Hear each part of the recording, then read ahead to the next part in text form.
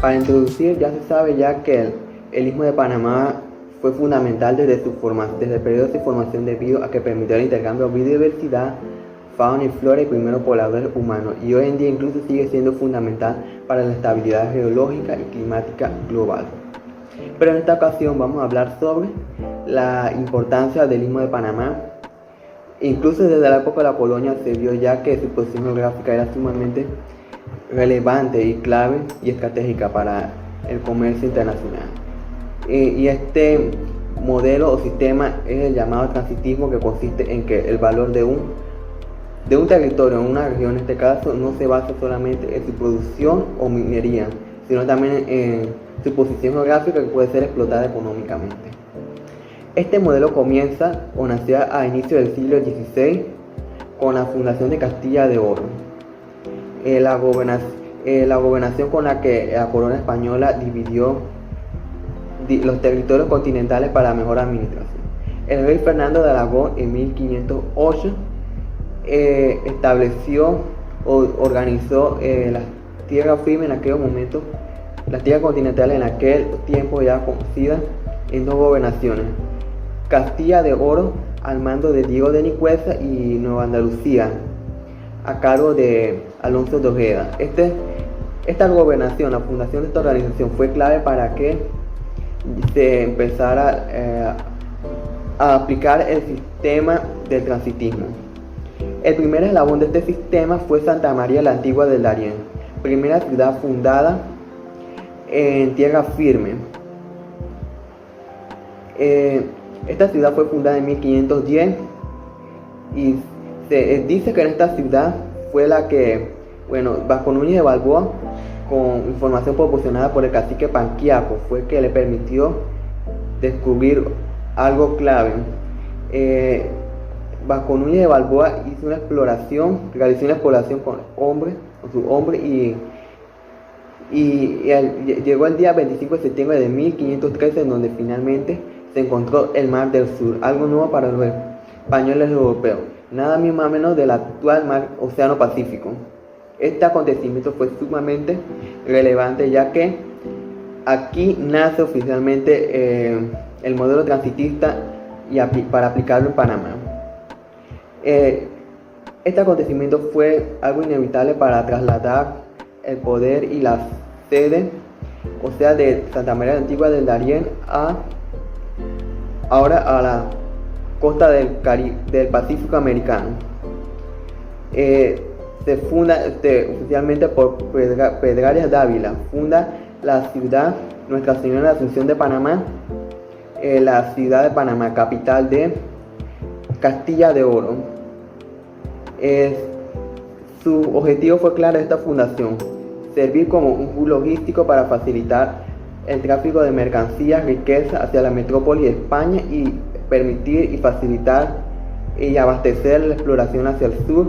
En este caso estaba la fiebre del oro o la emoción por el descubrimiento del virreinato del Perú, que era un territorio sumamente rico, una joya para la corona. Pero es vital entender que Panamá, la capital de Castilla de Oro, Nuestra Señora de Asunción, no funcionaba sola, era una pieza clave de una red de ciudades que operaban entre sí. Nombre de Dios era una ciudad ubicada en el costa del Caribe panameño, actual Colón. Funcionaba como permitía la salida y llegada de mercancías para ser trasladadas hacia la metrópoli, o sea, la península ibérica en España. También Natalo Caballero era otra ciudad fundada en 1522 y funcionaba como un lugar para la ganadería y la agricultura para abastecer la ciudad, o sea, Panamá. Fonseca en el occidente permitía la exploración en el territorio de Panamá y el control sobre esta. Las mercancías y la plata peruana llegaban a la ciudad de Panamá para luego ser transportadas hacia Nombre de Dios y luego a Portobelo por medio del camino real y de cruce. Esto permitió a la ciudad de Panamá convertirse en una ciudad próspera, rica. Se dice que incluso la ciudad de Panamá en aquellos tiempos llegó a convertirse en una de las ciudades más costosas para vivir de la corona española en América. Pero sin embargo, esa misma prosperidad lo convirtió en un blanco para ataques por potencias extranjeras. En este caso, durante el siglo XVI, las potencias rivales Inglaterra alentaron a atacar ciudades, territorios de España, alentaron la piratería. Y el punto culminante de esta amenaza llegó en 1671 de mano del corsario inglés Henry Morgan. Henry Morgan, en enero de ese mismo año, llegó y atacó y tomó el control de el fuerte San Lorenzo, que era clave para defender ese territorio.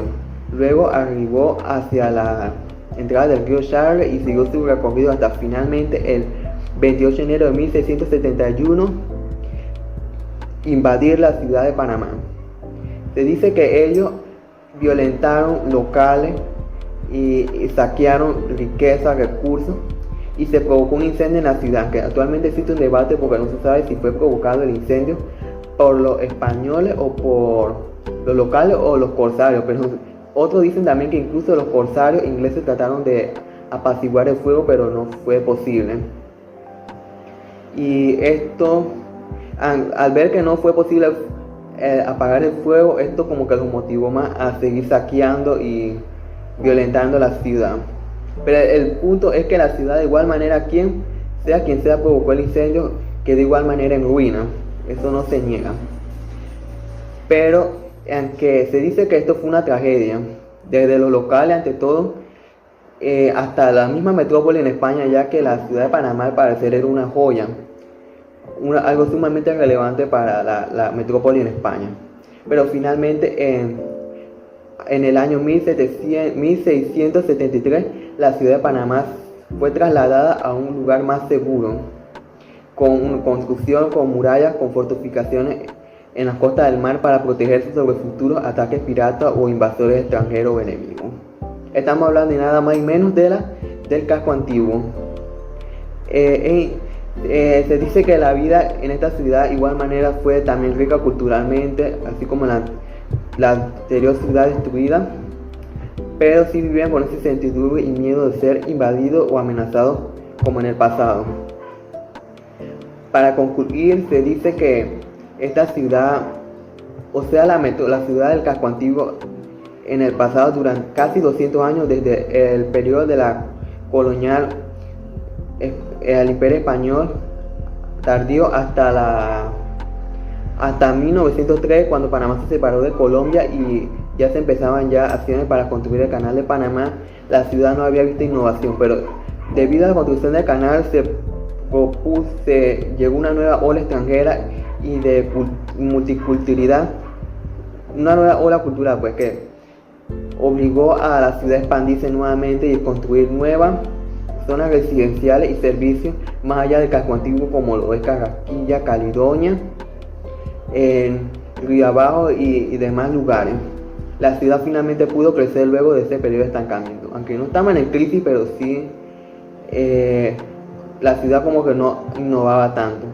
Y finalmente, esta es la historia de nuestra capital, de nuestro país, la ciudad de Panamá. Buenas, mi nombre es Kelvin Hill y voy a hablar sobre el Fuerte San Lorenzo.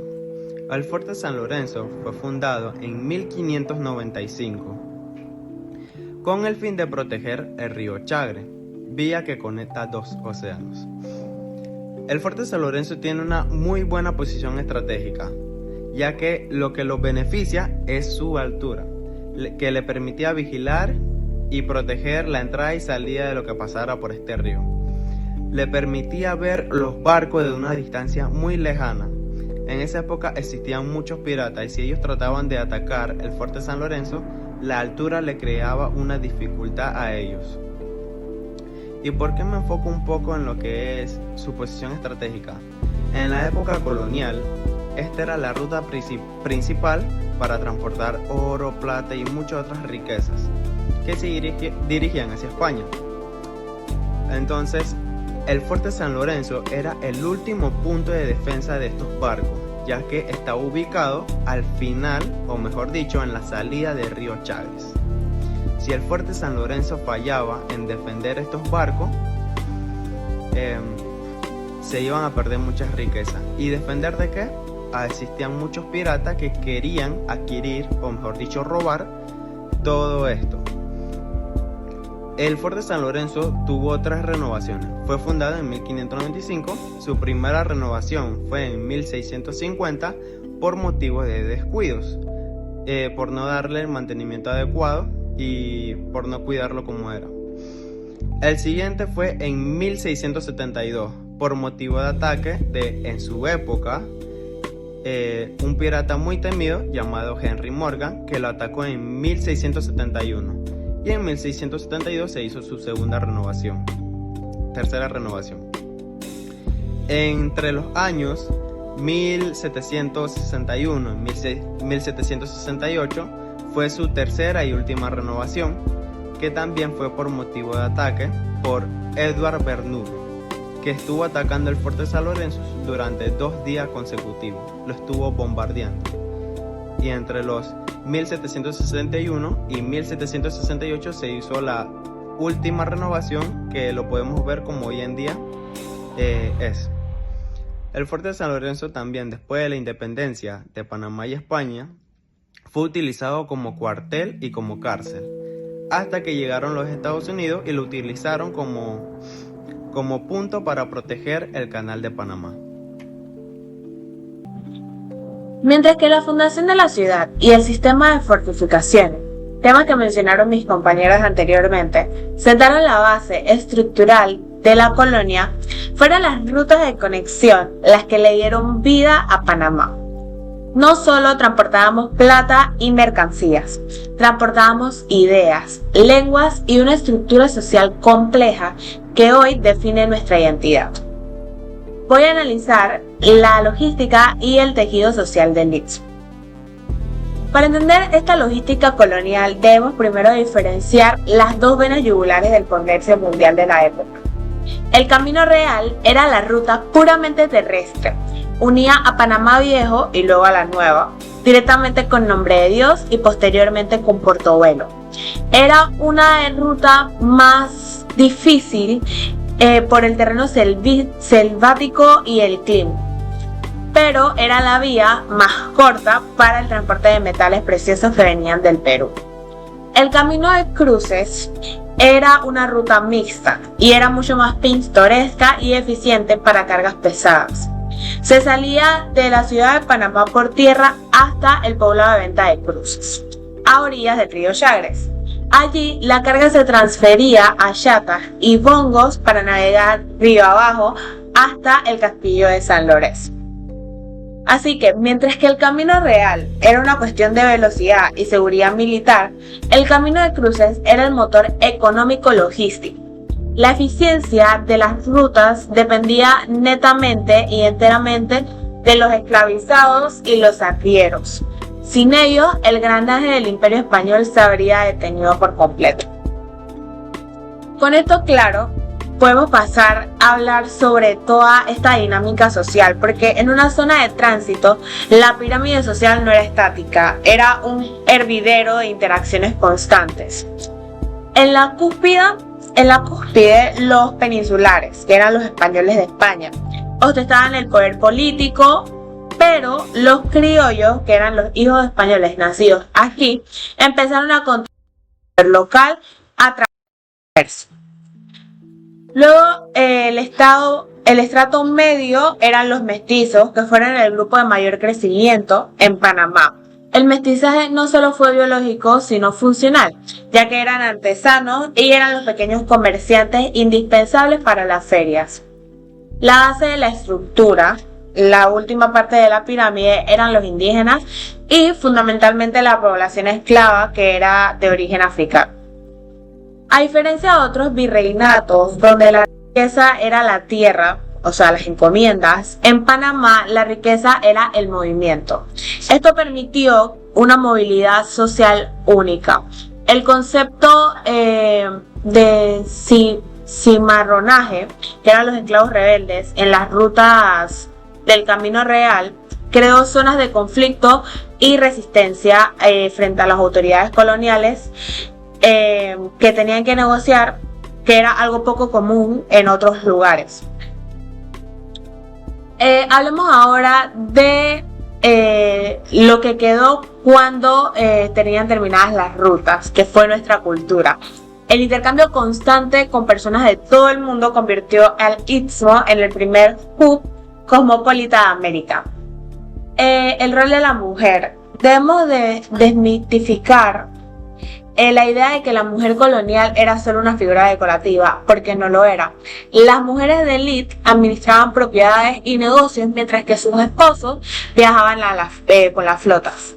Las mujeres negras y mulatas fueron las guardianas de la tradición oral, la gastronomía y medicina herbolaria, además de ser fundamentales en la economía de subsistencia de las ventas de los caminos. Nuestra identidad es el resultado de este cruce, y siempre lo decimos que Panamá es un crisol de razas, pero es justamente por todo el intercambio que tuvimos durante la formación del Istmo. Por ejemplo, el uso del castellano matizado, la gastronomía, que es una mezcla de productos europeos y técnicas de africanos e indígenas que estaban aquí, y nuestra actitud abierta hacia el mundo, donde nacieron estas rutas. No somos solo un punto de encuentro en el mapa, sino como el resultado de siglos de ser el punto de encuentro de la humanidad en sí. Puedo concluir que el Camino Real y el Camino de Cruces no solo movieron oro, sino que forjaron el carácter de una nación que aprendió a vivir del servicio, del tránsito y de la diversidad, ya que Panamá no solo une dos océanos, une historias.